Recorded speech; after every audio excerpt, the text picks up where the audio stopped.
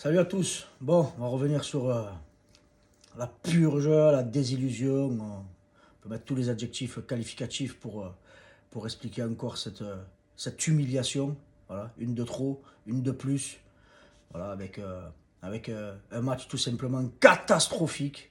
Voilà, où tu reçois une équipe qui était vraiment très très mal en point. Et comme d'habitude, hein, voilà, au Vélodrome, hein, devant un stade à plus de 60 000 spectateurs, en semaine, avec le match que tu as fait le week-end dernier face à Lyon, comment tu peux t'effondrer mentalement?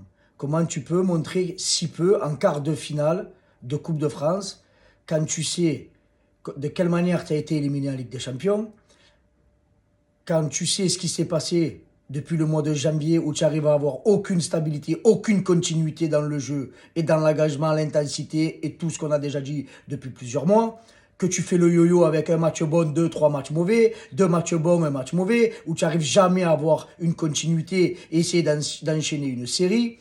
Ouais. Avant ce match-là, encore une fois, quand on te demande de le pronostiquer, personne, tellement qu'on ne sait même plus comment on sait comment cette équipe peut jouer, personne ne peut te dire, tranquille les gars, tu vas gagner 2-0. Ou non, tu sais pas, tu peux même plus, tu peux pas dire, tu te dis tu vas te prendre un but, ça c'est clair et net. Les coups de pied arrêtés, encore une fois, où ça fait des mois, nous, en tant que simples supporters et observateurs et suiveurs du club, on le voit. Comment il y a personne dans ce staff, dans ce club, qui fait travailler les coups de pied arrêtés. Comment c'est possible qu'à chaque coup de pied arrêté, que ce soit un coup franc, que ce soit un corner, tu trembles ou tu te prends des buts. Tu te prends 2 buts sur coup de pied arrêté, 2 fois par le même joueur. Sur le deuxième, il est complètement seul. Il arrive en cavalant de l'entrée de la surface. Mais on est où? On est où? Oh, tu mènes 2 fois au score.